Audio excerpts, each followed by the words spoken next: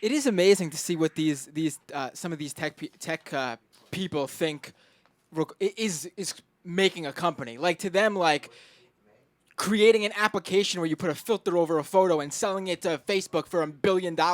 Hey, look, You've accomplished something great for the world. I'm not going to denigrate.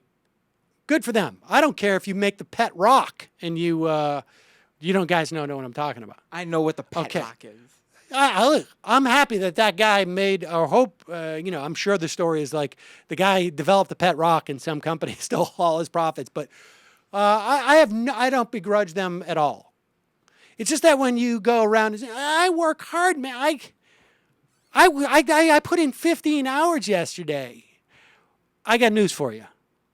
There's no doubt in my mind that somebody who's driving a train for 8-9 hours a day would trade the opportunities you've had in your life. I'm sorry. I know people in Silicon Valley who are very mindful of the context for their success and have really progressive politics, but there's a big problem there in terms of the delusions of what generated the overall context in that environment. Yes. And I think what makes it even a little bit more dangerous potentially is that there's still a little bit of a cultural halo around Silicon Valley that you don't have around Wall Street, as an example. Right. That pushes it to really believe its own BS in a certain way. Absolutely. And that's what it's reflected here. Absolutely. Aside from this being, sort of like that disease that Mitt Romney has, where he really believes if he had been born Latino, he would have been president. That was the only thing that was holding him back. Besides not being conscious of all the advantages that they have had. And I'm sure there are some people who they didn't have advantages.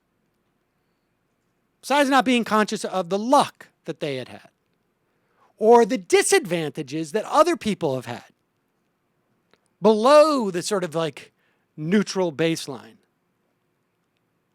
This gets back to even when those the Castro brothers spoke at the DNC, which I also found reprehensible. This notion of like, anybody can do it here. Let me tell you the story of my family. Well, that's great. You're really lucky that your grandmother was such a phenomenal and unique person. But you know what?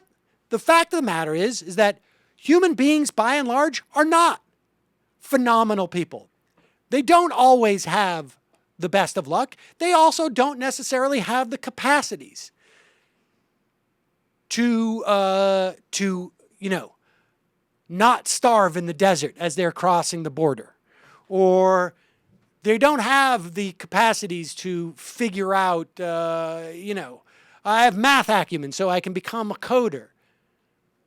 That's just the reality of the human condition. That's not going to change. And then the question has to be, does that mean that the vast majority of people who are not spectacularly talented don't have a right to live a life of dignity, don't have a right to have health care, don't have a right to live a comfortable middle class existence? And then the other irony is sort of like, well, these unions don't know how to work. All right, I want to see the quote to the NPR that Sarah Lacy has made about people that she sees in her universe, okay, who have managed to bargain for a certain amount of money at a job at a company that they clearly don't deserve. That's the implication here, right? They're just using their bargaining power and their leverage, i.e. their labor, to get a pay than they should get. Where's she complaining about the individuals who do that all around her? And you know what? I don't care how much time she spends on her PR job.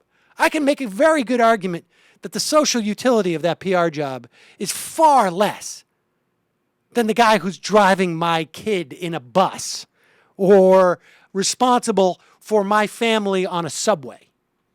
And also, even this whole notion of like how many hours you put in. I mean, like, look, I can say, Matt and I, and you obviously can say, like, hey, last night when I was like, reading Huffington Post on my phone, that is work, right? Like, I'm looking for stories, I'm calling information. Sure, like, I don't know. I'd have to trail her around. I'm sure going out to parties is part of her job right. description. That's exactly the point. When you get these numbers thrown around, like I work 16 hours a day, I do that. It's like, okay, let's really assess what you're actually doing here. Yes. And well, that's great. sure. It's awesome to be able to do course. work where reading the news and going to parties is part of your work. But again, be real about what you're actually Right. I doing also all day. would like to see those hours expanded over 65 years. Yeah. Because those BART workers are going to be working a lot longer than she is. And when they're working, they're working. I mean, that's a high performance, high pressure job, in fact. Indeed.